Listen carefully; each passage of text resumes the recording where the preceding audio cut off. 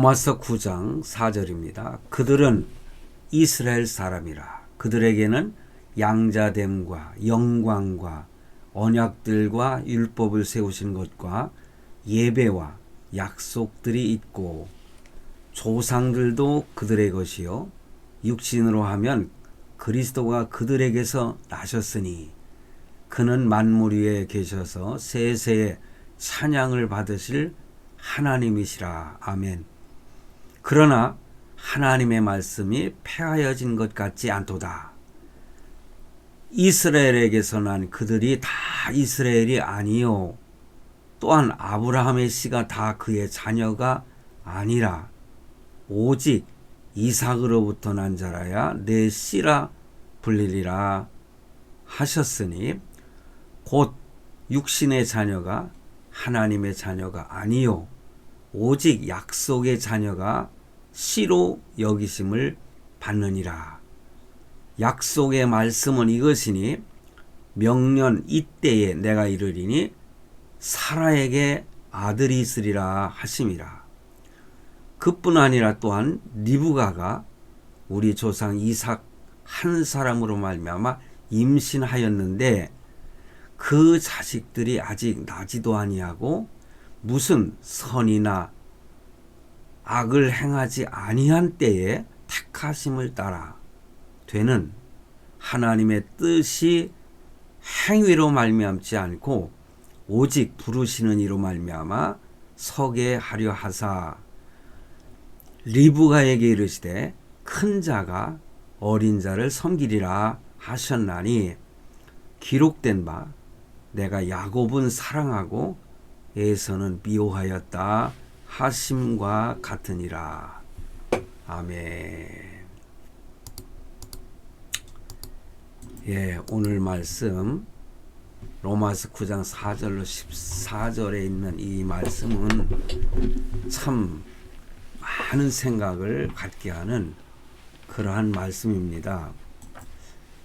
이 말씀 속에 어쩌면은요 성경의 원리가 들어있다 그렇게 표현을 해도 과언은 아니라고 생각을 합니다. 그래서 오늘 제목을 좀 거창하게 잡았습니다. 하나님의 약속과 예정과 주권과 섭리. 제가 이렇게 거창한 제목을 잡지 않는 성격인데 오늘은 이 제목을 이렇게 잡을 수밖에 없었습니다. 사실 하나님의 약속과 예정과 주권과 섭리하면은 신학교에서 어떤 조직 신학을 한 학기, 두 학기 계속 강의하는 내용들이거든요. 뭐 여러 가지로 표현할 수 있죠. 뭐 칼비니즘이라든가 칼빈주의와 알미니안주의, 뭐 칼빈주의의 칼빈 예정론, 뭐 여러 가지 내용들이 포함되어 있습니다. 그리고 칼빈주의의 5대 교리, 아니면 칼빈주의의 알미니안주의, 뭐 이런 내용들을 강의를 하게 되고 공부를 하게 됩니다. 근데 오늘 제가 잠시 설교 시간, 얼마 되지 않는 시간을 통해서 이 내용을 다 어떻게 말씀을 드릴 수가 있겠습니까? 그러나 이 말씀이 너무너무 중요하기 때문에 오늘 제가 이 말씀을, 본문 말씀을 가지고 이런 제목을 잡게 됐습니다. 보세요. 오늘 본문 말씀 9장 4절로 13절 말씀인데 여기 보면은 4절 그들은, 여기서 그들이란 말은 1절과 3절 말씀에서 제가 지난 시간에 말씀을 드린 바울이, 사도 바울이 이스라엘 족속이잖아요. 그런데 이스라엘 민족을 정말 안타깝게 자기의 생명처럼 사랑한다는 그런 표현을 하고 있지 않습니까? 그거를 좀 축소해서 저는 우리의 혈육, 그러니까 나와 같은 피를 나눈 형제, 가족, 이 내용으로 축소해서 또한 말씀을 드렸습니다마는 그들은이라고 오늘 4절에 시작을 하면서 이스라엘 사람이라고 이렇게 분명히 말하고 있어요. 그들에게는 양자됨과 영광과 언약들과 율법을 세우신 것과 예배와 약속들이 있다. 이스라엘 민족들을 말하죠. 조상들도 그들의 조상이요. 아브라함의 조상, 아브라함이 조상이잖아요. 예. 우리는 믿음의 조상이라고 그렇게 표현을 합니다. 실질적으로 육신으로 아브라함의 후손은 아니잖아요. 그러나 우리 믿는 성도들에게는 믿음의 조상이라 그렇게 불리어지는 아브라함. 그래서 육신으로 하면 그리스도가 그들에게서 나셨다. 그렇잖아요. 이스라엘 백성 중에 태어나신 예수 그리스도, 그분을 바로 만물 위에 계셔서 세세에 찬양을 받으실 하나님이시라고 표현을 합니다. 그런데 중요한 게 있어요. 6절 말씀에 그러나 하나님의 말씀이 폐하여진 것 같지 않도다. 이스라엘에게서 난 그들이 다 이스라엘이 아니요. 이 말을 하기 위해서 앞에 1절로 3절에 있는 말씀을 일단 전제를 한 것이죠. 사도 바울은 이 말을 하기 위해서 나는 이스라엘 백성이라 이거예요. 그러므로 혈육의 모든 이스라엘 백성들을 참 사랑한다는 그런 표현을 하고 그러면서 6절 말씀이 시작이 됩니다. 이스라엘에게서 난 그들이 다 이스라엘이 아니라는 겁니다. 또한 아브라함의 씨가 다 그의 자녀가 아니라 오직 이삭으로부터 난 자라야 내 씨라 불리리라 하셨으니 곧 육신의 자녀가 하나님의 자녀가 아니요. 그러니까 육신의 자녀가 하나님의 자녀가 아니라 오직 약속의 자녀가 씨로 여기심을 받느니라. 그래서 하나님의 약속이 여기서 나오는 것이죠. 그 약속의 말씀은 이것인데 그게 뭐냐? 명년 이때에 금년에 이제 이삭 우리 내가 이르리니 사라에게서 아들이 있으리라. 아브라함의 아내였던 사라. 사실 아브라함이 100세에 아들을 낳았잖아요. 그게 이삭이었잖아요. 근데 그 이삭의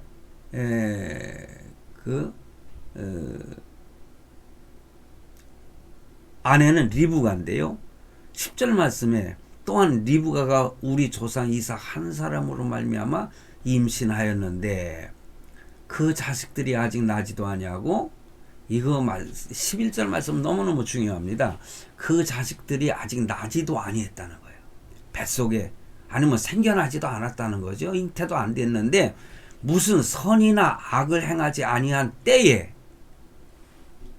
행위적인 말을 표현하고 있죠. 택하심을 따라 되는 하나님의 뜻이 행위로 말미암지 않고 오직 부르시는 이로 말미암아 서게 하려 하사 리브가에게 이르시되 큰 자가 어린 자를 섬기리라. 여기는 에서와 그 야곱이 나오지 않습니까? 아브라함 그 리브가에서 태어난.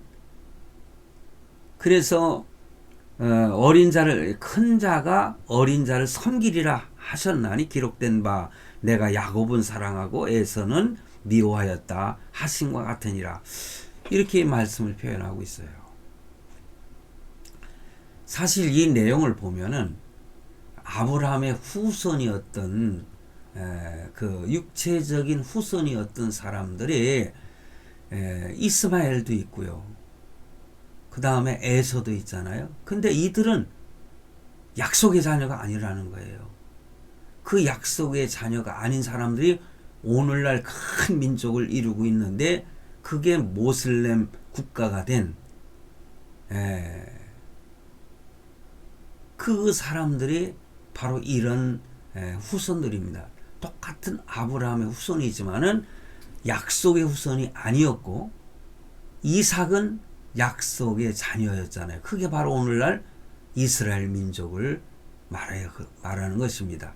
그러니 이 이슬람 교도로 이게 세워진 나라들과 이스라엘 백성들과의 끊임없는 싸움이 지속되고 있는데, 이것이 정말 그러니까 자손 대대로 이렇게 서로가 싸움박질을 하게 된 것이죠.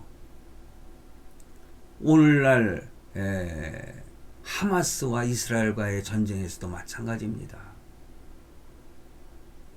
그래서 하마스를 돕는 사람들이 이란이라든가 이 많은 그 이슬람 국가들이 하마스를 도우려고 하지 않습니까?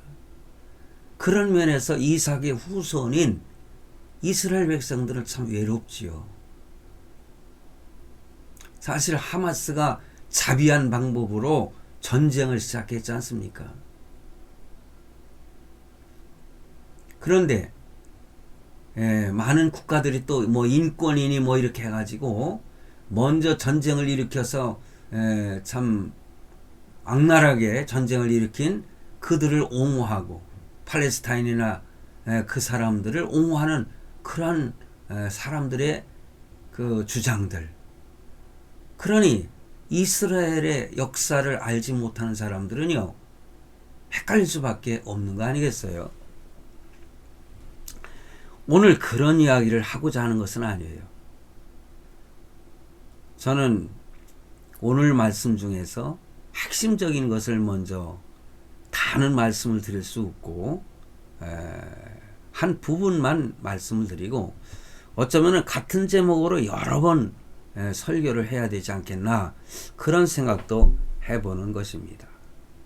그러니 성도 여러분, 하나님의 약속의 자녀라고 하는 거 너무너무 큰 축복입니다. 약속의 자녀. 오늘 저와 여러분은 예수 그리스도를 믿음으로 말미암아 하나님의 약속의 자녀가 되었다. 그런 측면에서 우리는 하나님께 너무너무 감사하고 더 하나님께 영광을 돌리는 그런 성도들이 되어야 되지 않겠나, 저는 그렇게 말씀드리고 강조를 하고 싶은 것입니다. 그래서 로마서 9장 1절로 3절에서 왜 사도 바울은 자기 동족을 위해서 저주를 받아도 좋다, 그리스도에게서 끊어질지라도 라는 그런 표현을 했습니다.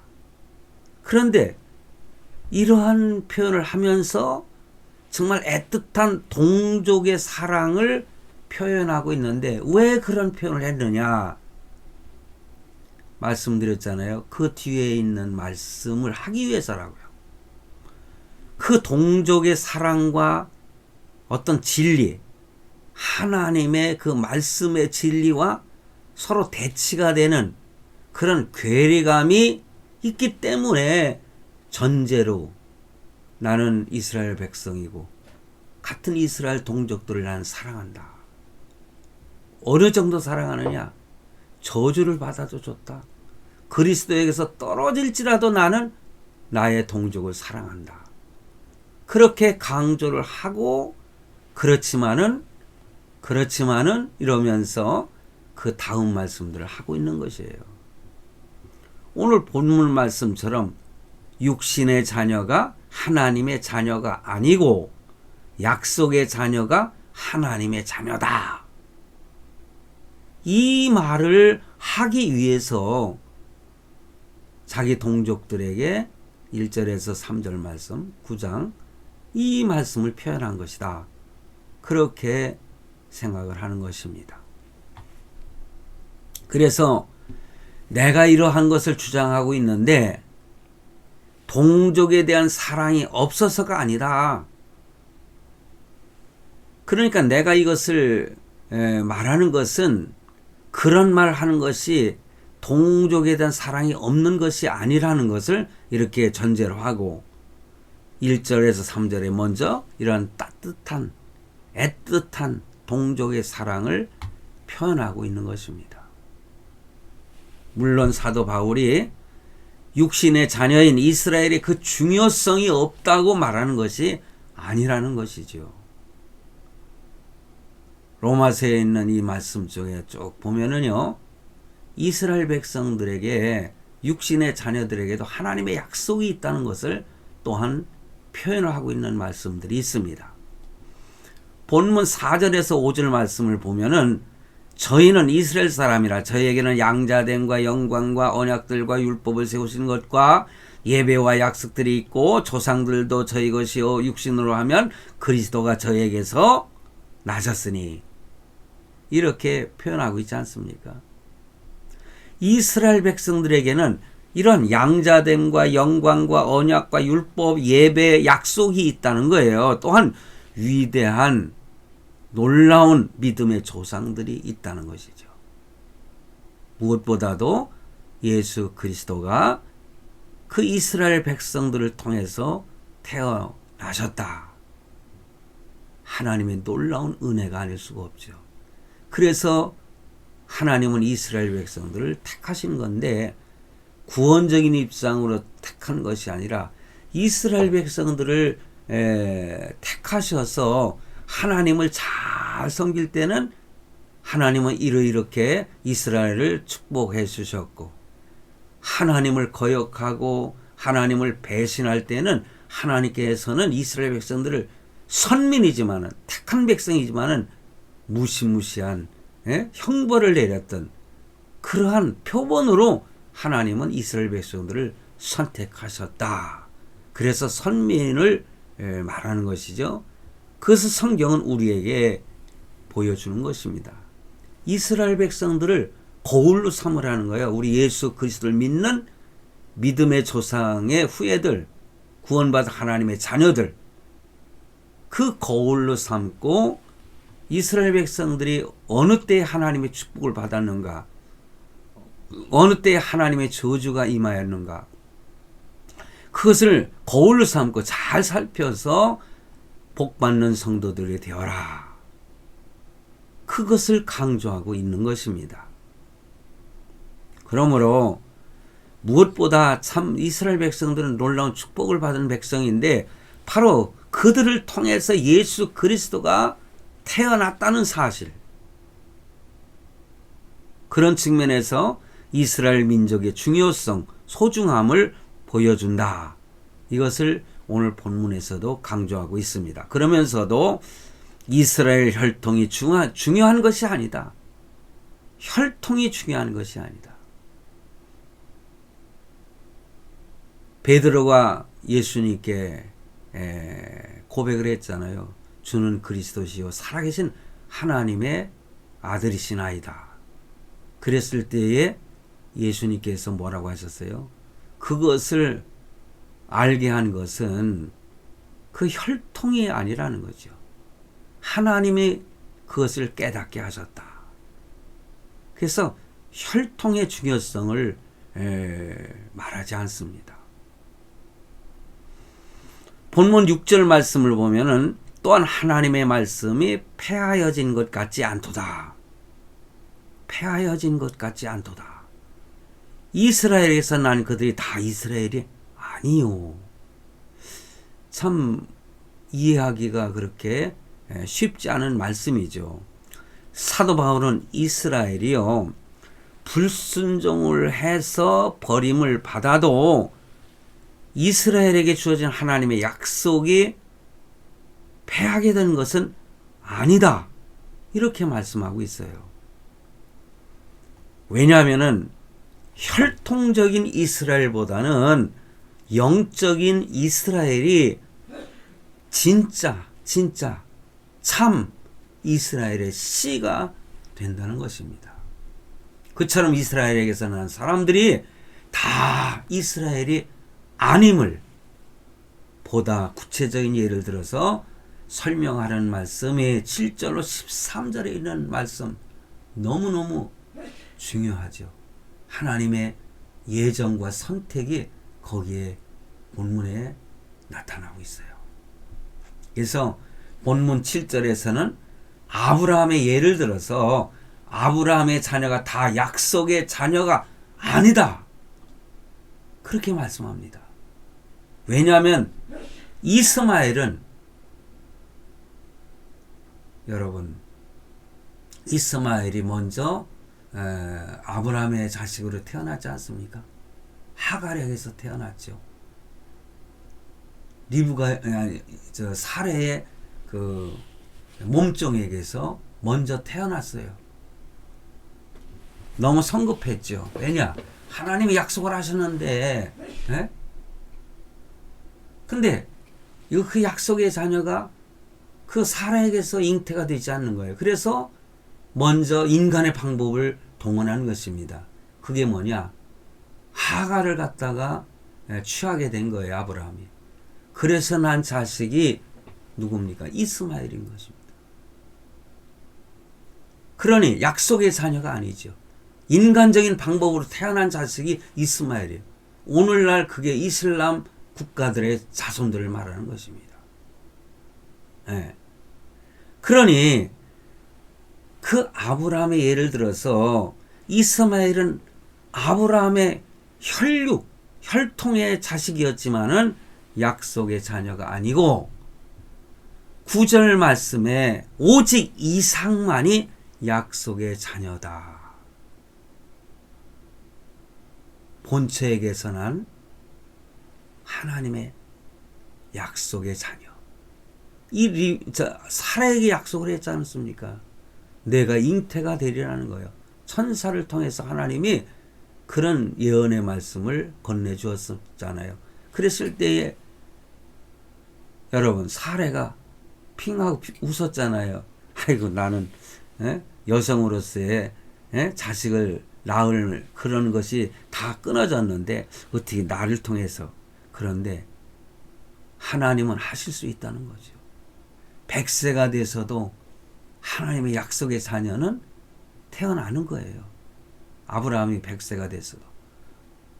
리브가도 아니죠. 자꾸만 헷갈리는데 사레도 이미 모든 여성에게서 끊어졌잖아요. 잉태할 수 있는 그 방법이. 인위적인 방법이죠. 그런데 하나님은 뭐예요? 아이를 임신할 수 없는 사례를 통해서 자식을 주신 겁니다. 그렇게도 할 수 있는 하나님께서 처녀인 누굽니까? 마리아를 통해서 성령으로 잉태가 됐다고 하는 것도 한번 유추해서 한번 생각을 해보세요. 사라에게서 이삭을 낳게 하신 그는 혈통을 통해서, 그러니까 그 피를 통해서 낳으신 거죠. 그런데 성령으로 잉태가 된 사라는 아브라함을 통해서 잉태가 됐지만은 마리아는 성령을 통해서 잉태가 된 거예요. 그러니 하나님은 어떠한 것도 하실 수 있는 분 아니겠습니까? 혈육을 통해서 태어나면은 아담의 죄를, 그 원죄를 가지고 태어나는 거잖아요. 그러니 하나님은 정말 깨끗한 죄가 없으신 예수 그리스도가 이 땅에 태어나야 되기 때문에 성령께서 잉태하게 하신 겁니다. 믿습니까? 그런 원리도 우리는 유추하면서 의심을 갖지 말아야 된다. 그런 말씀을 또한 드리고 싶습니다. 그래서 이스마엘은 인간의 방법으로 잉태가 된 자식이기 때문에 하나님의 약속에 자연스럽게 맡기고 태어난 자식이 아니기 때문에, 그리고 하갈을 통해서 낳은 자식이기 때문에 약속의 자녀가 아니다. 오직 약속의 자녀는 이삭일 뿐이다. 그런데요, 또 중요한 게 있습니다. 그렇다면 이삭의 자녀는 다 약속의 자녀일까요? 크게 에서와 야곱이 태어나잖아요. 쌍둥이로. 그래서 제가 그 제목을 갖다 사실은 처음에 이삭은 사랑하고 에서는 미워하였다. 이런 표현을 제가 제목을 잡았다가 사실은 바꿨어요. 왜냐면은 저는 이 말씀 속에서 포함하고 있는 그 예정론, 하나님의 그 선택, 믿음과 구원, 하나님의 섭리, 이것을 강조하고 싶은 마음에서 그랬습니다. 저는요, 정통 그 보수인 장로교 신학교인 총신대학교 신학대학원을 졸업한 목사인데, 저는 칼빈주의 목사라고도 할 수 있습니다. 뭐 학교에서는 개혁주의라고 하는 이름으로 더 이렇게 신학을 가르치는데, 그래요. 칼빈도 그가 주장한 모든 주의가, 칼빈주의가 100% 성경적일 수는 없어요. 그 신학자들은 칼빈도 개혁해야 된다. 그래가지고 칼빈은 뭐 확실한 건 아니지만은 그래도 그가 주장한 내용 가운데 뭐 한 5% 정도는 비성경적인 것이 있다. 이렇게 말하면서 뭐 개혁주의 신학을 강조해서 가르치는데, 그러나 칼빈주의가 하나의 토대가 되는 것이죠. 그래서 저는 거기에서 신학을 했고, 저는 그것을 뭐 100% 개혁주의는 100%라고 할 수 있겠죠. 개혁하고 또 개혁을 해야 되니까. 요즘에 무슨 정치적으로도 구태의연한 정치는 개혁해야 된다. 그래가지고 뭐 무슨 개혁신당이니 뭐 이런 이름으로 신당을 창설한다고 하는데, 만든다고 하는데, 개혁이라는 것이 참 중요하지요. 그런데 저는 어찌됐든 칼빈주의의 예정론을 받아들이는 그런 목사이기 때문에 대개 알미니안주의를 강조하는 자유주의 신학자들이라든가, 예를 든다면은요, 자유의지를 더 강조를 합니다. 하나님의 절대 주권보다는 그 절대 주권 속에서도 인간의 선택, 자유의지를 하나님이 주셨기 때문에, 하나님은 구원을 받을 수는, 인간은 자유의지를 가지고 내가 구원받을 수 있는 그 선택을 할 수도 있고, 아니면은 믿음을, 그러니까 복음을 갖다가 거절할 수 있는 그런 자유가 있다는 거예요. 그것을 진리가 너희를 자유케 하리니 하면서, 그 말씀이 성경 말씀이지만 이것을 인용해 가지고 인간의 자유의지를 강조하는, 뭐 요즘에 100%는 아니지만은요, 그 감리교인들 가운데, 감리교 신학자들 가운데 거의 알미니안주의를 많이 강조하잖아요. 뭐 침례교도 마찬가지입니다. 뭐 성결교도 마찬가지고, 다른 종교 다른 정파를 말하고 싶지 않지만은 뭐 순복음 종파라든가 다 그렇습니다. 거기에는 자유의지를 더 강조를 합니다. 그러나 분명하게 말씀을 드립니다. 저는 자유의지 분명히 있습니다. 하나님께서 우리에게 자유의지를 주셨어요. 예를 들어서 선악과를 따먹을 수 있느냐? 아니면 따먹지 않을 수도 있느냐? 이거 자유의지를 가지고 선택을 하는 거죠.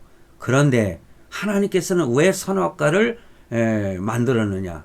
그리고 동산 중앙에 이렇게 세워놓고 아담에게 뭐라고 하셨어요? 동산 가운데 모든 과실은 네가 마음대로 따먹을 수 있는데, 선악을 알게 하는 그 중앙에 있는 그 나무 열매는 절대로 따먹지 말라.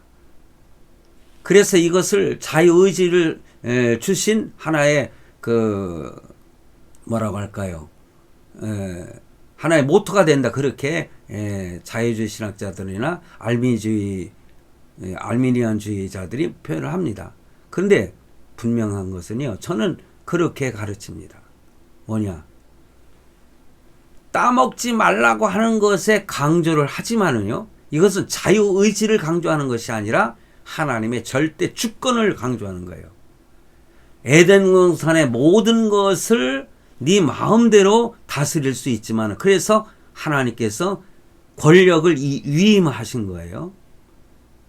그러니까 어떻게 보면 절대자로 아담이 에덴 동산에서 권력을 누리며 살 수가 있죠. 그렇지만은 무엇을 깨닫게 하시기 위해서? 너는 그래도 피조물이라는 거예요. 너는 절대자가 아니다. 내가 너에게 위임을 했지만은 그 위임시킨 절대 권력은 내가 너에게 위임했을 뿐이지, 너는 나를 뛰어넘을 수는 없다. 절대적인 권력자는 될 수 없다. 너는 피조물일 뿐이다. 라는 것을 그에게 깨닫게 하시기 위해서 명령을 지키느냐 안 지키느냐, 순종하느냐 불순종하느냐, 거기에 따라서 결국은 불순종했기 때문에 모든 인류가 하나님 앞에 저주를 받은 거 아니겠어요? 저는 그렇게 가르칩니다. 자, 그런데 여기 이삭의 자녀가 다 약속의 자녀가 아니라고 그랬어요. 본문 10절 말씀에 보면은 이삭의 아내 리브가가 쌍둥이를 태했는데 11절 말씀에 보면은요, 쌍둥이들이 태어났는데 그들이 선과 악을 행하기 전에 하나님의 예정하신 뜻대로 본문 12절에 큰 자 에서가 어린 자 야곱을 섬기리라, 이렇게 말씀을 하고 있어요. 때문에 같은 이삭의 후손이라도 에서의 후손들이 아닌 야곱의 후손들만이 약속의 자녀가 되었다. 그것인 것입니다. 똑같은 원리로요, 야곱의 변화된 이름인 이스라엘, 그 야복강가이죠. 거기서 고향으로 돌아오던 야곱이 하나님과 씨름을 했다고 그랬잖아요. 천사들과 씨름을 했어요. 그냥 천사가 내려쳐가지고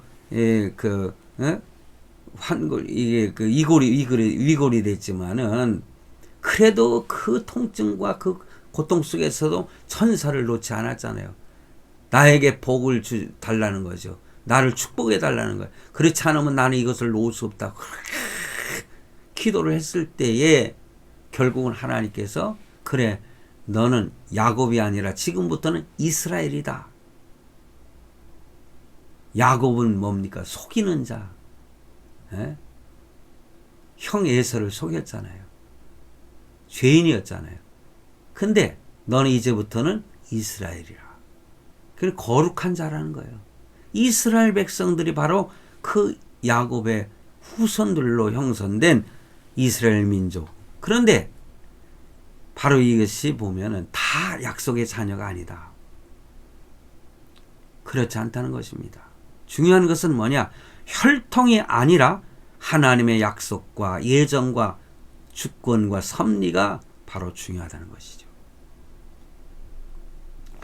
오늘날 말로 하면은요, 교회를 다니는 교인들이 다 중요한 것이 아니라는 거예요. 하나님의 선택한 백성들이 아니라는 거예요. 다가 아니라는 거예요. 하나님의 말씀에 순종하는 것이 중요하다. 교회에 이름만 싹 올렸다.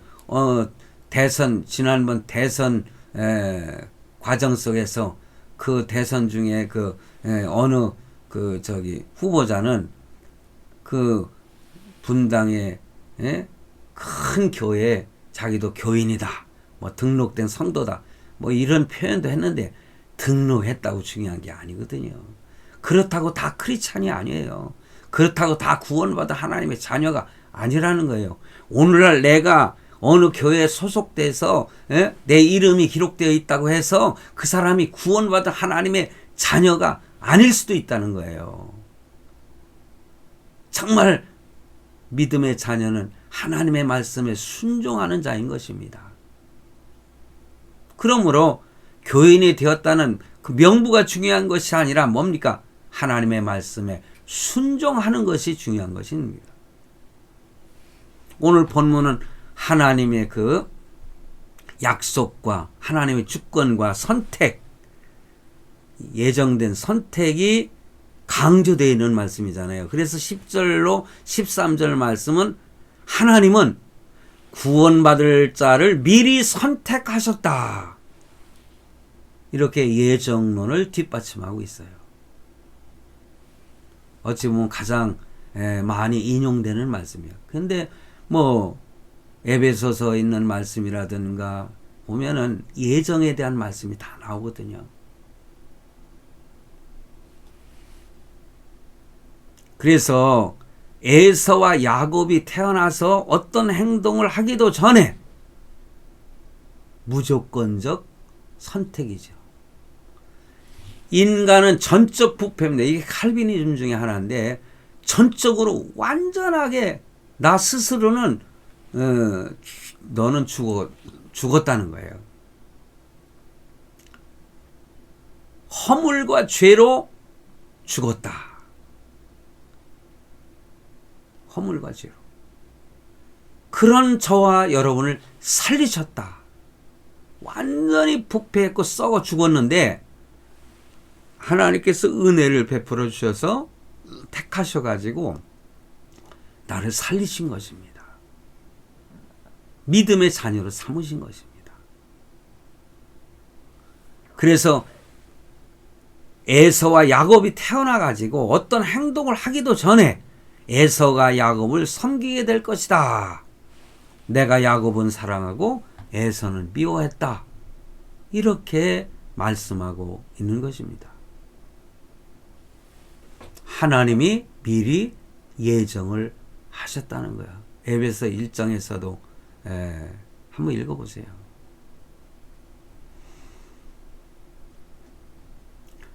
바로 이 말씀이 예정론을 뒷받침하는 말씀인데 예정론의 핵심 내용이 뭡니까? 하나님께서 구원받을 자와 멸망받을 자를 미리 예정하셨다. 그러므로 이 구원론에 대해서 예정론에 대해서 자연스럽게 받아들일 수 있는 믿음을 가져야 됩니다. 그래서 조직신학에 있어서요. 그 내용에 보면은 선택과 유기에 대한 겁니다. 하나님이 선택을 했고 한 자는 버렸다는 거예요. 유기했다는 거예요. 이것이 칼비니즘 핵심입니다. 예정론의 핵심입니다.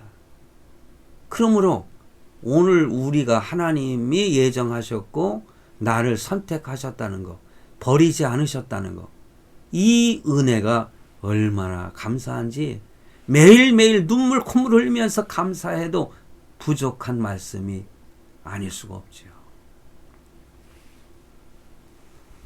인간은 스스로 구원할 수 없는 그런 능력이 없는 것입니다. 사람의 구원은 전적으로 하나님의 능력에 달려 있어요. 인간의 자유의지는 하나님의 그 절대 주권을 앞설 수가 없는 것입니다. 도전해서도 안 되는 것입니다. 혹시 이런 불만을 터뜨릴 수가 있겠어요? 지옥에 간 사람들이 왜 하나님께서는 나를 갖다 지옥에 가도록 이렇게 다 나의 삶을 꿰맞춰 가지고 지옥에 이렇게 오게 됐는가? 이게 말이 되는가? 내가 지옥에 온 것은 내 탓이 아니고 하나님 탓이요. 이렇게 말할 수도 있지 않겠는가? 되게 자유의지를 강조하는 신학자들이나 목사들이 그렇게 표현을 합니다. 하나님은 공의의 하나님이신데 어떻게 버리실 수가 있느냐? 어떤 자는 은혜를 베풀어서 선택하시고 어떤 자는 버리실 수가 있느냐? 그러니까 오늘날 뭐 인권을 그렇죠. 인권이 중요합니다. 그런 사람들의 강조가 뭐예요? 하나님을 죄인으로 만드는 거예요. 하나님께 내 죄를 이렇게 떠넘기는 내 탓이오가 아니라. 그래서 제가 이제 칼비니즘에 대해서 하나님의 선택 유기에 대해서 제가 토기장이 비유를 가지고 제가 신학교 강의를 할 때에 강의를 한 학기 동안 한 적이 있습니다. 토기장이 이제 오늘 로마서에도 나오거든요. 이 9장에서 나옵니다. 토기장이의 비유. 왜냐? 토기장이가 하나는 귀하게 쓸 그릇을 만들 수도 있고 하나는 천하게 쓸 수. 그러니까는 금그릇, 은그릇, 뭐 예를 들어서 뭐 토기 그릇 뭐 이렇게 말할 수 있겠지요. 근데 어떤 것은 귀하게 쓰려고 만드는 거 아니겠어요? 어떤 것은 오강단지로 만들 수도 있는 거 아니겠습니까? 오강이라고 해야 되나? 요강이라고 해야 되나? 그래 요강이 맞죠. 근데 왜 나는 왜 요강으로 만들었냐고. 토기장이한테 항의할 수 있습니까? 토기장이는요 절대 주권을 가지고 있는 거예요.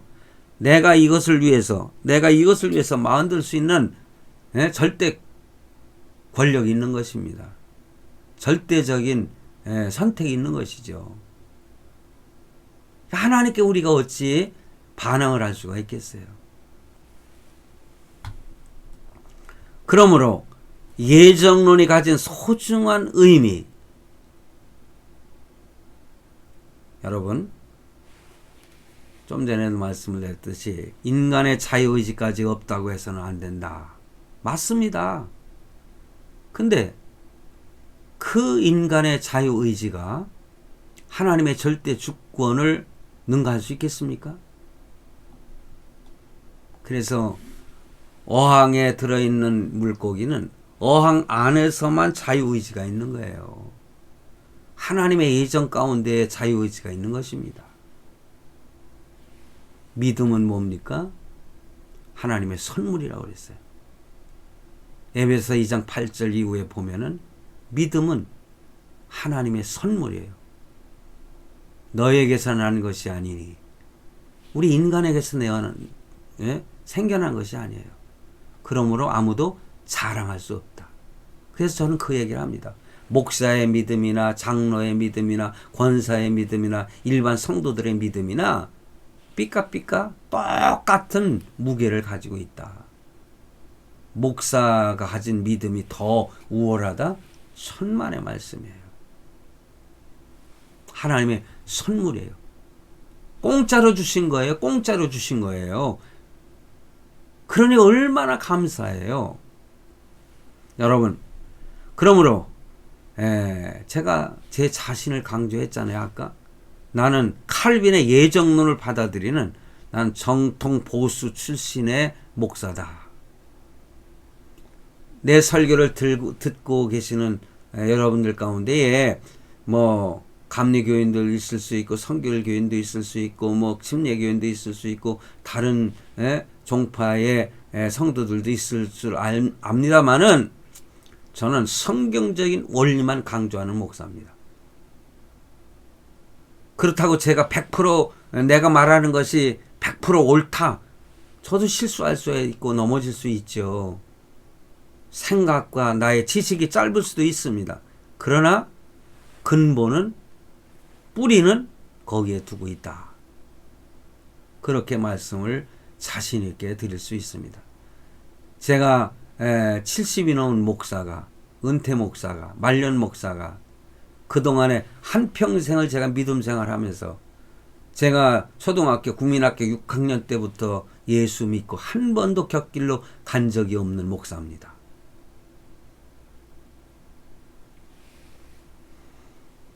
그런데 제가 이런 말씀은 드릴 수가 있겠어요. 여러분, 칼빈의 그 예정론으로부터 나올 수 있는 질문이 있어요. 저는 두 가지로 잡았는데요. 첫째는요, 개인의 행동이나 삶의 모습과 관계없이 누구는 날 때부터 천국으로, 누구는 지옥으로 가도록 예정이 됐냐. 제가 좀 전에도 말씀을 드렸죠. 두 번째 질문은 구원이 예정된 사람은, 이 구원이 예정된 사람은 정욕대로 악한 삶을 살아도 상관이 없느냐? 이런 질문을 할 수 있지 않겠어요?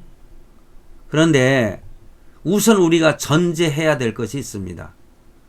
하나님의 사랑은요, 인간이 이해하는 그러한 사랑의 모습과는 다르다는 거예요. 하나님의 사랑과 인간이 이해하고 있는 사랑과 다르다는 것이죠. 오늘 아침에 제 사랑하는 친구 참 신학적으로도 공부를 잘한 친구인데 밴드에다가 제 카톡에다 하나 보내준 내용이 있어서 읽어봤는데 아가페 사랑과 필레오의 사랑에 대해서 얘기를 하고 베드로에게 시몬아, 사랑하는 시몬아, 내가 다른 것들보다 나를 사랑하느냐 했을 때 내가 주님을 사랑하는 줄 주께서 아시나이다. 그런 내용이 나오지 않습니까? 요한복음 21장인가요? 그 내용 중에서 아가페로 이렇게 질문을 했을 때 베드로는 필레오로 대답을 했다. 뭐 이런 식으로 해가 저도 이제 그런 식으로 설교를 여러 번 한 적이 기억이 납니다. 그런데 그 친구가 하는 소리가 그거는 잘못된 해석이라고 하면서 자기의 그 신학적인 그리고 단어의 의미를 이렇게 원어를 통해서 이렇게 설명하는 걸 읽고 아 그렇구나 이렇게 하나님의 사랑은 우리 인간이 생각하는 뭐 필레오적인 사랑이라든가 뭐 여러 가지 그 사랑이 아가페 사랑이니 그 구분하는 거 있잖아요. 그거는 우습다는 거죠. 다르다는 거죠. 하나님의 사랑은 조건이 있을 수가 없는 거예요. 조건이 없어요. 그냥 아가페 사랑을 말하죠. 일방적인 사랑. 그냥 일방적인 사랑이에요. 부모가 자식을 사랑하는 것도 일방적인 사랑이잖아요. 아무리 속을 썩이고 속을 뒤집어 놓고 해도요. 부모는 속은 상해도 사랑하지 않을 수가 없는 게 부모 사랑이잖아요. 하나님의 사랑. 그러니 하나님께 큰 범죄를 지어도 하나님께서 선택한 자식은요. 끝까지 사랑하셔요. 영원한 데까지 인도하는 사랑이에요. 그러므로 만약 내가 구원을 받았다면 그 이유는 알 수가 없어요. 내가 무엇을 잘 보였길래 나를 구원하셨나, 나를 자녀 삼으셨나. 그저 하나님의 사랑과 은혜라고 표현할 수밖에 없어요. 그러니 우리는 하나님의 사랑, 하나님의 은혜가 있어서 이만큼 살아가고 있는 거 아니겠습니까? 그렇다면 멸망으로 예정된 사람은 누굽니까? 여러분, 그것도 우리는 알 수가 없어요. 더 정확하게 말하면은요, 어느 특정인을 멸망으로 예정된 사람이라고 판단하거나 차별할 수 없다는 의미를 말합니다. 지금 사실상 어떤 신천지라든가 이런 이단들에게 속하여 있는 자식들, 그런 사람들이라고 100% 다 지옥에 간다고 단정 지어서 말할 수는 없죠. 왜냐? 어느 땐가 그가 회개하고 잘못된 그 신앙을 벗어나서 하나님께로 돌아올 사람도 있을 수 있는 것입니다. 그러므로 칼빈은요, 눈에 보이는 공동체와 가시적인 그런 공동체를 말하죠. 눈에 보이지 않는 비가시적인 공동체. 그래서 교회는요, 보이는 교회가 있고 비가시적 교회가 있잖아요. 교회론을 공부할 때 나중에 참 말씀드릴 내용인데, 그런 두 가지 공동체가 있는데, 그래서 이렇게 비가시적인 공동체, 그거는 영적인 공동체라고도 말할 수 있죠. 영적인 교회. 그러니 이 세상에는 많은 교회가 있지만은 그 가운데 예수 믿고 구원받은 하나님의 자녀의 공동체는, 영적인 공동체는 따로 있다고 하는 사실이에요. 여러분, 그러므로 아무리 신앙적으로 정말 생활하는 삶을 보면 저 사람은 정말 참 크리스찬이야. 법도 없이 살 수 있는 사람이야. 그 겉모습만 보고 그 사람의 구원을 예정된 사람이라 단정할 수가 없다는 거죠. 외모만 보고 판단할 수가 없는 거예요. 그 중심을 보시는 하나님이라고 했잖아요. 그러므로 겉모습이 신앙적이지 않다 하더라도 그를 멸망으로 예정된 사람이라고 우리는 감히 말할 수가 없는 것입니다. 그러므로 우리는 열심히 복음을 전할 수밖에 없는 거죠. 그러므로 칼빈은 이 구원을 논함에 있어서 내적인 소명이 무엇보다 중요한데 성령의 사역, 성령 하나님께서 일하시는 그 사역을 강조를 했어요. 왜냐? 성령 하나님께서 내 안에 오셔서 나를 변화시키며 하나님의 자녀답게 살 수 있도록 역사하시기 때문에 그렇습니다.